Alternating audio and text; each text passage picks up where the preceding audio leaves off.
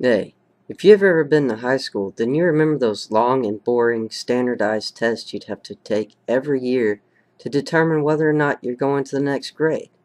Well, I'm here to talk about the cons of those standardized tests. One problem with standardized testing is that it's too standardized. Not every student learns the same way, so why should we be tested the same way? And not every teacher teaches the same curriculum.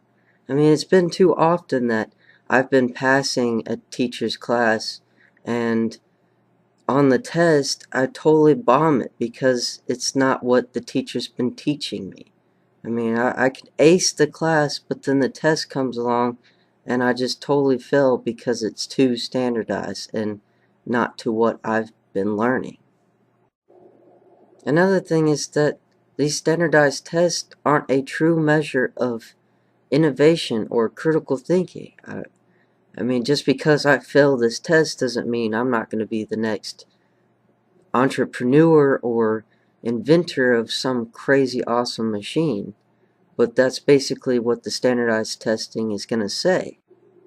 The second problem with these standardized tests is that it's unfair. I mean, the pressure and stress alone is a critical factor in how unfair these tests are. I mean, every year, students dread that day that they have to take the TAKS or the TOS or whatever standardized test that they're taking in their high school. I mean, every year in my high school, I just dreaded it. Like, that day came, and I already knew it was going to be the most boring day of my life because I'd have to sit in a classroom for another 3 hours taking this test. And if I fail, then I'm going to look stupid to the rest of my classmates, to the rest of my peers. And it's just not fair. Another factor of how unfair these standardized tests are is if you were to fail one of these tests, it basically determines your intelligence as a person. I mean, 3 subjects, reading, math, and science, should never determine how smart a person is. They leave out other things like humanities, arts, and chemistry and stuff like that. It's not everybody's going to be a mathematician or a scientist or a writer. So why are these 3 subjects the main ones? The third problem with standardized testing is that it's forcing teachers to structure their curriculum around the test. I mean, teachers now have such a narrow curriculum that they're scared to go off the beaten path and teach the way they want to teach. I mean, even the teachers are finding it hard to have fun with teaching. I mean, and another thing is that with such a narrow curriculum, they're basically teaching what these companies want them to teach, not any real world skills where it could help them in the future. It's basically just what they want to see on the test, and that's not fair to anybody.